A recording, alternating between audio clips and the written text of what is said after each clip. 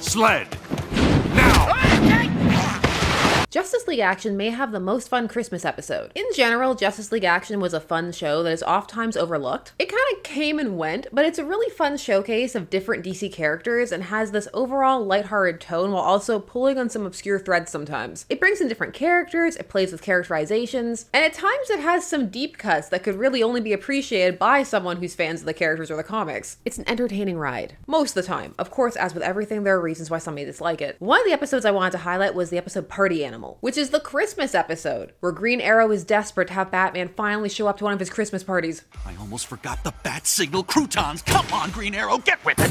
While it's ostensibly about that, it's also a stealth, heartwarming Grundy episode. I'm Sasha, this is Casually Comics, and 'tis the season to get cozy and talk about cartoons, which is every season for me. Justice League Action is a series that ran for one season, but it was a very long one since it ran from 2016 to 2018, but it all counts as one. It's 52 episodes, which may not have been intentional because there are certain series that run that length, but that's just a nice nod to DC's obsession with the number 52. Maybe they were supposed to end at 50 and they're like, no. It's 2 more. Give us 2 more. There were also a series of shorts that aired through 2017. They first aired on the DC Kids YouTube channel. It's not overly the most talked about show. So let's talk about it. The episode Party Animal is the 46th episode of season 1, written by Paul Dini and Tim Sheridan. Now many may know Paul Dini from Batman TAS, the animated series, which began airing in the 90s. And then they may also think, does that mean we're going to see Zatanna? Yes, we are. Of course we're going to see Zatanna. She's going to have lions and everything. You know, the Star Labs party is like 2 blocks away. This episode was directed by Doug Murphy, who directed many of the episodes. Now, like Justice League Unlimited, Justice League Action focuses on different members of the Justice League. While you will get a decent amount of focus on the Trinity, they will also branch off and you'll see other people, Booster Gold, Plastic Man, the Space Cabbie. You'll see a decent amount of the Space Cabbie on this show. His types of stories, or at least his classic ones, they really lend themselves to the shorter episode length, which is 11 minutes. That's roughly the length of these episodes. So they also need to be tight and snappy. This is also a very episodic show. It's not one with a long intertwined continuity as the DCAU became. It's kind of in and out type thing. You can pretty much watch them in any order. There are only a couple where it makes a big difference, but this episode is quite clearly their Christmas episode and opens with a news report, a puff piece. A little girl is going to ask Santa for what she wants for Christmas, and it's a teddy bear. What do you hope Santa brings you this year? A teddy bear? But this isn't just any teddy bear, it's Chekhov's teddy bear. Kinda. We're gonna come back to the teddy bear. Now, all of this manufactured wholesomeness is interrupted by Grundy, who's on the run. He's being chased by Green Arrow and Plastic Man. Now, all 3 of these characters first debuted in the Golden Age, which is just fun to think about. They have such history. Now, everyone is aware that Grundy is that old, but he first debuted in All-American Comics 61 in 1944. It's created by future first Hugo Prize winner, yes, the very first Hugo, Alfred Bester, and Paul Reinman. He's also an interesting character because just over time, he's gone through many different iterations that have kind of presented as personality shifts, or that's how they've come to be incorporated into later canons like Starman. The idea that every time he's reincarnated, he comes back a bit different. So we've had the kind of more ambling and not as intelligent Grundy, hyper-intelligent Grundy, really cruel bestial Grundy. There's a lot of choices, and over time that's just become baked into the character that he can be all these different ways. And it's made a more sympathetic character, particularly in the animated realm, and this episode plays with that. Because you do have some people who worked in the DCAU working on this series, sometimes it feels like some of those elements bleed over. Now, Plastic Man is his usual comic relief self. It's become a hallmark of the character, which not everybody loves. Let me know how you feel about it. Green Arrow is less like any version of himself that you've seen in comics or other places. He's kind of this amalgam, which some may find amusing and others it may rankle. And if it rankles, then a lot of the episode is based around that, so strap in. All right,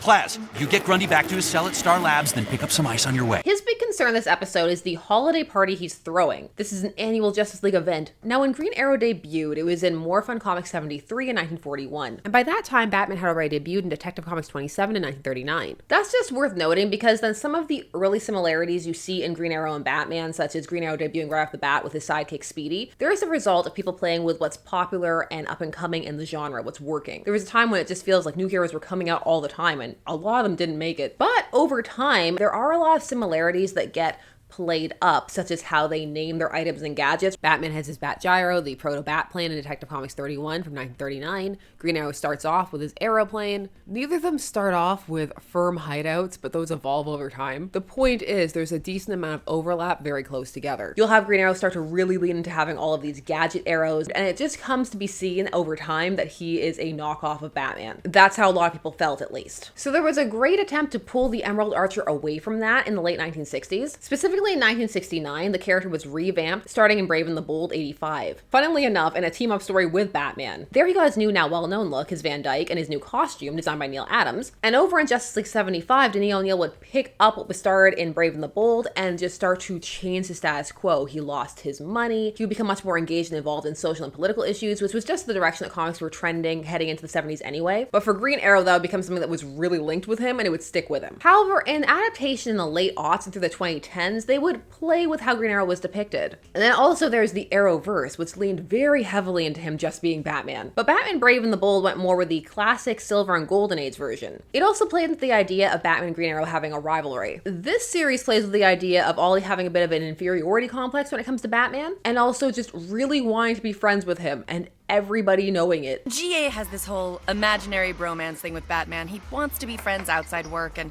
he thinks the Christmas party is his way in. Green Arrow's desperation sends the Flash to get a gift for him, and that gift is Batman. But I can't think about a gift and Batman in the same sentence without thinking about that Tom King story where Booster Gold tried to give Batman a gift, which was saving his parents, and it messed up the entire timeline. We had a whole video on it. It's one of my favorite thumbnails. Superman's reaction to the Flash showing up with a trussed up gift wrap Batman is probably my favorite part of this entire episode. Hi, Batman.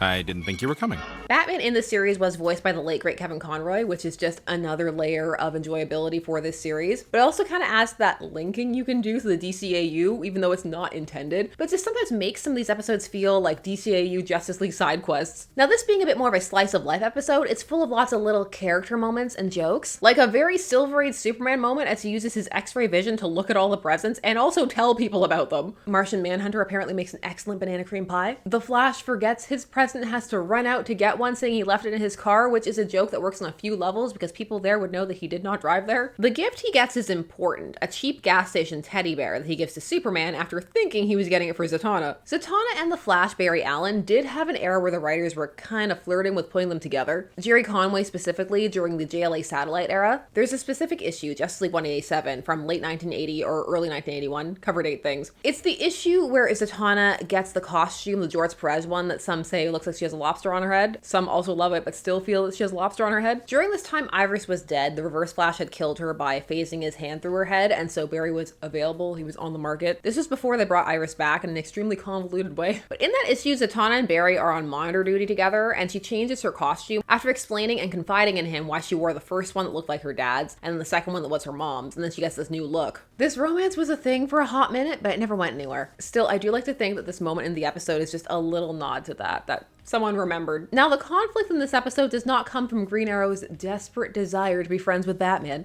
but from Plastic Man showing up with the still heavily tranked Grundy, which is something that Batman is entirely not there for. Keep it subdued, or I will. Plastic Man was supposed to drop him off at Star Labs, but they were having their Christmas party and he didn't want to intrude. Too bad Alan Scott Green Lantern isn't there to shoot Grundy into space, his favorite solution. Superman gives Grundy a gift because no one should not have a gift on Christmas. It would be a tiny bit sweeter, it still is sweet, but it would be sweeter if it wasn't the teddy bear that the Flash had given him. Clark is a regifter confirmed. At the same party too, Ma and Pa Kent are going to have words with him. Grundy being there of course goes poorly because tranks don't last forever. And they wear off right when he's seeing the news story about how traumatized this little girl is about the encounter they had earlier where he burst out of a giant teddy bear costume. You may already be able to deduce where this is going. Grundy takes off, and Batman is never not in vigilante mode, so he follows him first. The thing is, Green Arrow actually figures out what's really going on and decides he's the one who's going to deal with the solution with the Flash. The biggest action beats in this episode are the fights between Grundy, and Batman gets to have a decent one for the second half of the episode. We also get some really fun moments between him and Plastic Man when he forces Plastic Man to be his sled. Maybe we should start slowing down?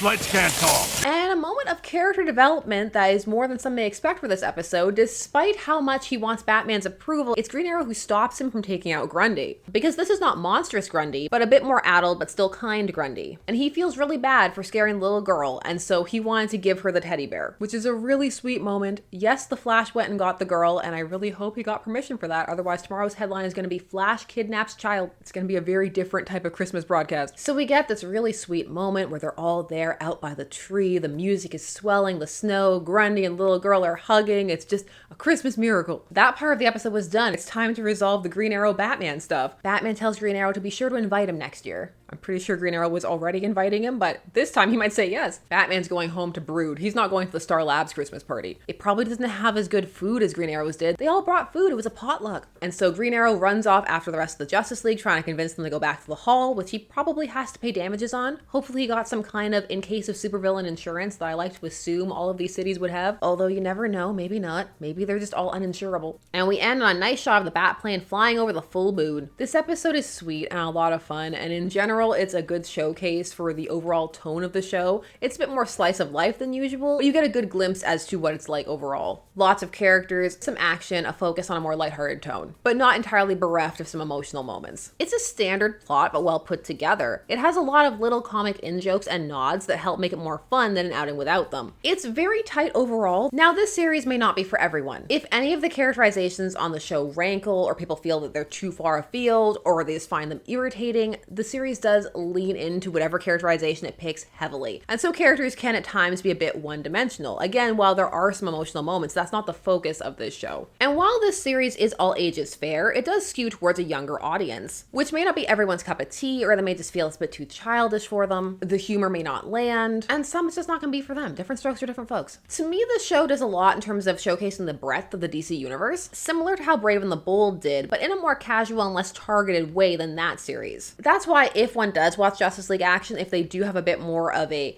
adaptation or just comic background in general, they may get a bit more out of it. It's a good time and a fun show. Not the deepest outing out there, but an entertaining one. But all those are just my thoughts, and I want to hear yours. Did you like this show? Did you watch it? Was it not for you? What's your favorite superhero Christmas episode or story? Please share your thoughts down below. While you're down there, please do all YouTube things like share, comment, subscribe, hit the bell notification so that you never miss a vid. Thanks so much for taking some time out of your day to spend discussing comics with me. I always appreciate it. I'll see you again soon. Bye-bye.